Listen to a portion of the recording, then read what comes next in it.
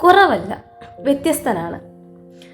മകൻ ജനിച്ചപ്പോൾ മാത്യുവിനും കാതറിനും വലിയ സന്തോഷമായിരുന്നു. എന്നാൽ ആ സന്തോഷം പെട്ടെന്ന് തന്നെ ആശയക്കുഴപ്പത്തിനും ഭയത്തിനും വഴിമാറി. തങ്ങളുടെ കുട്ടി കെവിന് മറ്റുള്ള കുട്ടികളെ പോലെ നടക്കാനും സംസാരിക്കാനുമുള്ള കഴിവിനെ ബാധിക്കുന്ന ഒരു ശാരീരിക വൈകല്യമുണ്ടെന്ന് ഡോക്ടർമാർ അവരോട് പറഞ്ഞു. ആ മുറി നിശബ്ദമായി. ബന്ധുക്കൾ സഹതാപത്തോടെ വന്നു, എന്നാൽ പ്രതീക്ഷയോടെ അല്ല. അവർ മന്ത്രിച്ചു, ഇതൊരു ജീവിതകാലത്തെ ഭാരമായിരിക്കും. മറ്റു ചിലർ ചോദിച്ചു, എന്തുകൊണ്ട് ദൈവം ഇത് അനുവദിച്ചു? കെവിൻ വളർന്നപ്പോൾ ലോകം അവനോട് കരുണ കാണിച്ചില്ല. അയൽപക്കത്തെ കുട്ടികൾ അവനെ തുറിച്ചു നോക്കി. ചിലർ ചിരിച്ചു. അവന്റെ അവസ്ഥ അറിയാത്ത ചിലർ അവനെ ഒഴിവാക്കി. കുടുംബയോഗങ്ങളിൽ പോലും ആളുകൾ മാത്യുവിനോടും കാതറിനോടും സ്നേഹത്തോടെ സംസാരിക്കുമായിരുന്നു. എന്നാൽ കെവിൻ അവർക്കിടയിൽ പൂർണ്ണമായും ഉൾപ്പെടാത്തതുപോലെ അവഗണിക്കപ്പെട്ടു. കാതറിൻ പലപ്പോഴും രാത്രിയിൽ മകനെ കെട്ടിപ്പിടിച്ച്, കർത്താവേ, എന്തുകൊണ്ട് എൻ്റെ കുട്ടി എന്ന് നിശബ്ദമായി കരയുമായിരുന്നു. മാത്യു പുറമെ ശക്തനായിരുന്നു എങ്കിലും ഉള്ളിൽ പൊരുതുകയായിരുന്നു. അവൻ കെവിന്റെ ഭാവിയെക്കുറിച്ചും അവന്റെ അന്തസ്സിനെക്കുറിച്ചും ആശങ്കപ്പെട്ടു. എന്നാൽ അവർ നേരത്തെ തന്നെ ഒരു കാര്യം തീരുമാനിച്ചു. ലോകം തങ്ങളുടെ കുട്ടിയെ നിർവചിക്കാൻ അവർ അനുവദിക്കില്ല. കെവിന് 6 വയസ്സായപ്പോൾ മാത്യുവും കാതറിനും അവനെ അടുത്തുള്ള ഒരു സ്കൂളിൽ ചേർക്കാൻ തീരുമാനിച്ചു. എന്നാൽ സ്കൂളിലെ മീറ്റിംഗ് അവർ പ്രതീക്ഷിച്ചതുപോലെ അല്ല നടന്നത്. സ്കൂൾ ജീവനക്കാർ കെവിനെ നോക്കിയതിനു ശേഷം, ചെറിയൊരു ചർച്ചയ്ക്ക് ശേഷം, അവരിൽ ഒരാൾ മൃദുവായി പറഞ്ഞു, ക്ഷമിക്കണം, അവനെ പോലുള്ള ഒരു കുട്ടിക്ക് വേണ്ട സൗകര്യങ്ങൾ ഞങ്ങളുടെ പക്കലില്ല. സ്കൂൾ ഗേറ്റിന് പുറത്ത് കാതറിൻ പൊട്ടിക്കരഞ്ഞു. അവന് ഒരവസരം മാത്രം മതി, അത്രമാത്രം. അവൾ കരഞ്ഞു. മാത്യു നിസ്സഹായനായി നിന്നു. ആ ദിവസം എന്തോ ഒന്ന് മാറ്റിമറിച്ചു. മാത്യു നിശബ്ദമായി വീട്ടിലേക്ക് പോയി. അന്ന് രാത്രി അവൻ മുട്ടുകുത്തി തന്റെ ഭാര്യയോടൊപ്പം മുമ്പ് എങ്ങുമില്ലാത്ത വിധം പ്രാർത്ഥിച്ചു. കർത്താവേ, ലോകം അവനു വേണ്ടി വാതിലുകൾ അടയ്ക്കുകയാണെങ്കിൽ അങ്ങൊരെണ്ണം തുറക്കണമേ. എന്തിനാണ് അവനെ ഞങ്ങൾക്ക് നൽകിയതെന്ന് ഞങ്ങൾക്ക് കാണിച്ചു തരണമേ. ആ ദിവസം മുതൽ അവരുടെ പ്രാർത്ഥനകൾക്ക് ആഴം കൂടി. വെറുതെ എന്തുകൊണ്ട് എന്ന് ചോദിക്കുന്നതിന് പകരം ഇനി എന്ത് എന്ന് ചോദിക്കാൻ തുടങ്ങി. കാതറിൻ കെവിനെ വീട്ടിലിരുന്ന് പഠിപ്പിക്കാൻ തുടങ്ങി, ക്ഷമയോടെ ഓരോ വാക്കുകളായി. മാത്യു അവനോടൊപ്പം കൂടുതൽ സമയം ചിലവഴിച്ചു.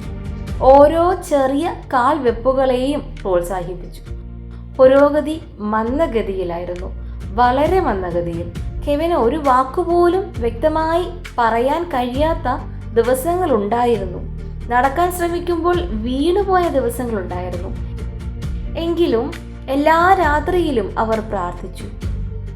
കുറച്ചു വർഷങ്ങൾക്കു ശേഷം ഒരു ചെറിയ പ്രാദേശിക പള്ളി കുട്ടികൾക്കായി ഒരു സമ്മേളനം സംഘടിപ്പിച്ചു. മാത്യുവും കാതറിനും കെവിനെ കൊണ്ടുപോയി. കുട്ടികളോട് മുന്നോട്ട് വന്ന് എന്തെങ്കിലും സംസാരിക്കാൻ ക്ഷണിച്ചപ്പോൾ കെവിൻ പോകാൻ നിർബന്ധം പിടിച്ചു. കാതറിൻ മടിച്ചു. അവർ ചിരിച്ചാലോ, അവൾ മന്ത്രിച്ചു. അപ്പോൾ മാത്യു പറഞ്ഞു, അവൻ ശ്രമിക്കട്ടെ. കെവിൻ സാവധാനം വിറയ്ക്കുന്ന കാൽവെപ്പുകളോടെ മുന്നോട്ട് വന്നു. മുറി നിശബ്ദമായി. മുറിഞ്ഞു വീണതും എന്നാൽ ദൃഢവുമായ വാക്കുകളിൽ അവൻ പറഞ്ഞു, ദൈവം എല്ലാവരെയും സ്നേഹിക്കുന്നു. അത് സുഗമമായിരുന്നില്ല, അത് പൂർണ്ണമായിരുന്നില്ല, എന്നാൽ അത് ശക്തമായിരുന്നു. മുറിയിലുണ്ടായിരുന്ന ചിലരുടെ കണ്ണുകളിൽ കണ്ണുനീരുണ്ടായിരുന്നു. കാരണം അവർ വാക്കുകൾ മാത്രമല്ല കേട്ടത്, അവന്റെ ധൈര്യം കൂടിയാണ് കണ്ടത്. ആ നിമിഷം ഒരു വഴിത്തിരിവായി.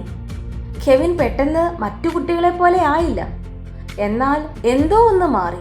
ആളുകൾ അവനെ വ്യത്യസ്തമായി കാണാൻ തുടങ്ങി. അവൻ വളർന്നപ്പോൾ യോഗങ്ങളിലും സ്കൂളുകളിലും പ്രാർത്ഥനാ യോഗങ്ങളിലും പ്രത്യാശയുടെ ചെറിയ സന്ദേശങ്ങൾ കൊടുക്കുവാൻ തുടങ്ങി. അവൻ ലളിതമായ രീതിയിൽ പറയുമായിരുന്നു, എനിക്ക് ചിരിക്കാൻ കഴിയുമെങ്കിൽ നിങ്ങൾക്കും ചിരിക്കാൻ കഴിയും. ദൈവം എന്നെ ഇങ്ങനെയാക്കി, എന്നാൽ അവൻ എൻ്റെ കൂടെയുണ്ട്. ആളുകൾ അത് ശ്രദ്ധിച്ചു. ഒരു കാലത്ത് തങ്ങളുടെ ബുദ്ധിമുട്ടുന്ന കുട്ടികളെ ഒളിപ്പിച്ചു വെച്ചിരുന്ന മാതാപിതാക്കൾക്ക് ധൈര്യം ലഭിച്ചു. ബലഹീനത അനുഭവിക്കുന്ന യുവാക്കൾക്ക് ശക്തി ലഭിച്ചു. ലോകം ഒരു കാലത്ത് തിരസ്കരിച്ചത് പ്രചോദനമായി മാറാൻ തുടങ്ങി. ഒരു ദിവസം വൈകുന്നേരം മാതാപിതാക്കളുടെയും കുട്ടികളുടെയും ഒരു ചെറിയ കൂട്ടത്തോട് കെവിൻ സംസാരിക്കുന്നത് കാതറിൻ നോക്കി നിന്നു. ഒരു കാലത്ത് അവർ എങ്ങനെയെല്ലാമായിരുന്നു ആശയക്കുഴപ്പത്തിലായ, തകർന്ന, ഉത്തരം തേടുന്ന അതേ തരത്തിലുള്ള ആളുകൾ. അവളുടെ കവിളുകളിലൂടെ കണ്ണുനീർ ഒഴുകി. കർത്താവേ, അവനെ ശരിയാക്കാൻ ഞങ്ങൾ അങ്ങയോട് ആവശ്യപ്പെട്ടു, അവൾ മന്ത്രിച്ചു.